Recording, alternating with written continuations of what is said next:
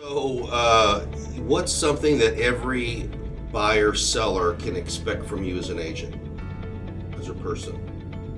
Honesty, integrity. I'm gonna do what I say I'm gonna do, and I'll work hard for you.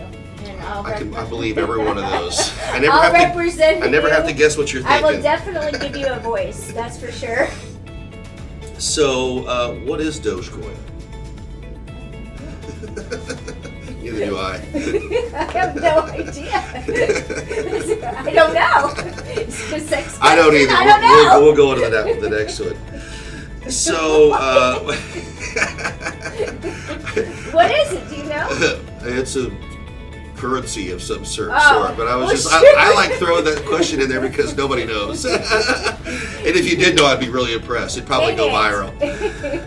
So, we talked about, kind of your side, and, I do a lot of pre-approvals for purchase. Purchase business is my passion. I love dealing with lots of different realtors in a lot of different areas. But ideally, when you get ready to buy a home, the first thing anybody should do is get pre-approved, right? Oh, absolutely. Especially in today's market. And For some of the reasons why. I've actually had people, clients hang up on me because I asked that question after I got, I had a conversation with them, and then I asked, have you been pre-approved? I can send you a lender. They've hung up on me because we don't want to do that. Well, then you're not serious, because right now, sellers will not even look at an offer without a pre-approval attached to it, because they're getting one, multiple offers, and two, they're selling so fast they can go to someone that they know is ready to pull the trigger. Right. They give you an offer, you've not been pre-approved. Guess what? You go to the bank, you try to get pre-approved, and you can't. And then that offer, then they've wasted all this time. And this is how I tell the buyers, it gives you buying power. You need buying power in today's market. Shows you're organized, shows you're ready to go. You're ready to go. Got your ducks in a row. Yeah. What I see sometimes too is they're looking at a $350,000 house, and then they can only afford a $250,000, and then all of a sudden buying isn't as fun. Right. It's just like kind of having the carpet pulled from you. So sure. That's one of the main reasons I like it too. Until you have your credit pulled, you really don't know any of those skeletons that may have popped up over the last 3 to 6 months. Exactly. So just little things like that really help you, is having that buyer pre-approved, having them have a good idea of what their payment is. And what type of loan. Because then I can look and see if we're going on a government side.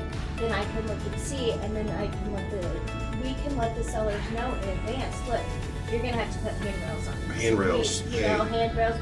There's a little bit of peeling paint. We're gonna have to cover that up. Just simple stuff like that I can look at, and it's gonna save time. Mm-hmm. It's gonna save a lot of heartache, and just get it over with. But we don't know that until we're pre-approved. So what I'm hearing a lot of mortgage bankers are doing to kind of be more successful in this tough market, I probably, if I write 20 pre-approvals, that's going to only really turn into about 3 contracts. Right. It's a lot of busy work, and so we're trying to think outside the box. So what some of us have been doing is making contact with the listing agent to let them know they hear a voice on the other end of somebody who's very active in their business. They can explain that they've already looked at income documents, looked at bank statements, got everything we need, have a good understanding of a timeline. That helps me as a lender be able to close loans in 2 weeks, right? And then when the selling agent hears that, it's a breath of fresh air. They realize, one, I'm approachable, or whoever's approachable. Yeah. But it's sticking your neck out for your buyer and for your buyer's agent to help them get that through. So absolutely, yeah. We call ours a fast track. I know everybody has their own, but we close loans all the time in 2 weeks or less. So I think that for buyers to understand, get your ducks in a row, be prepared, have the boxes ready, because if you really, really want that house, why not? Let's close it in 2 weeks when nobody else, well, I'm not gonna say nobody else can, but a lot of local banks can.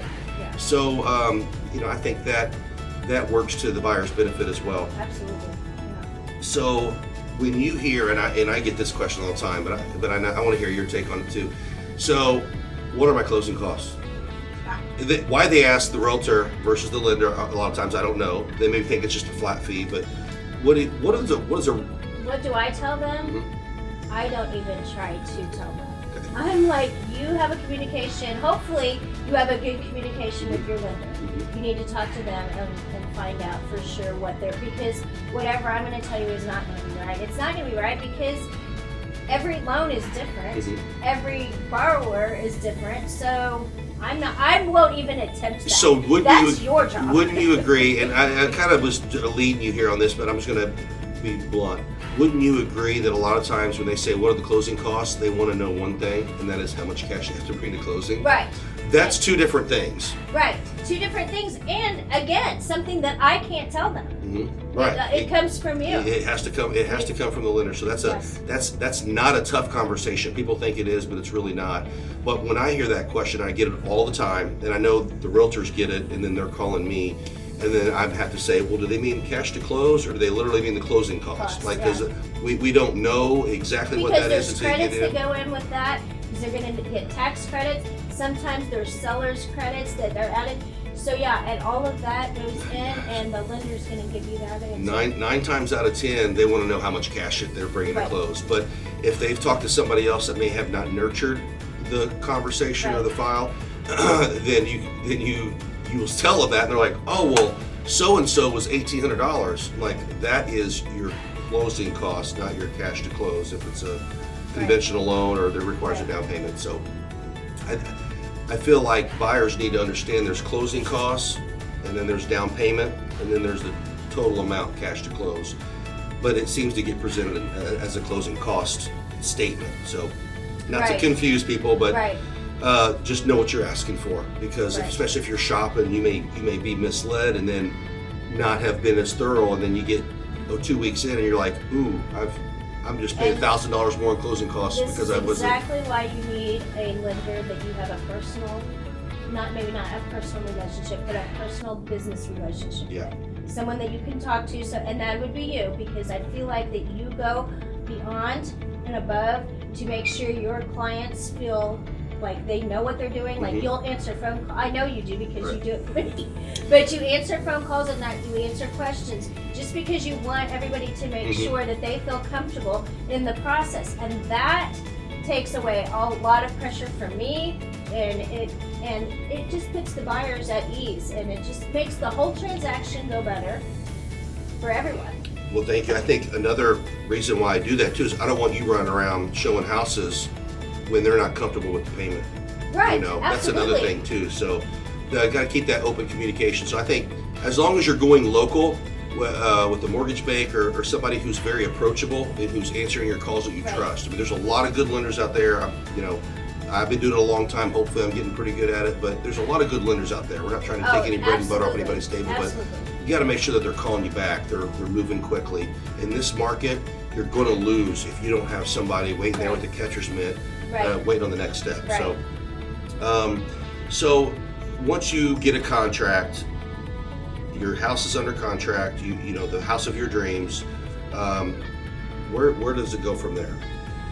Okay, so once we go into contract, usually there's a clause in there that we've got 15 days to get our inspections. So your next phone call is going to, well, first of all, we're going to let your lender know, hey, we're under contract. I'll take care of all that. I'll send it all to your lender, the contracts, everything that they need to get started on their end. Now remember, you've already done a lot of the back work, so the lender's going to be ready to go with that.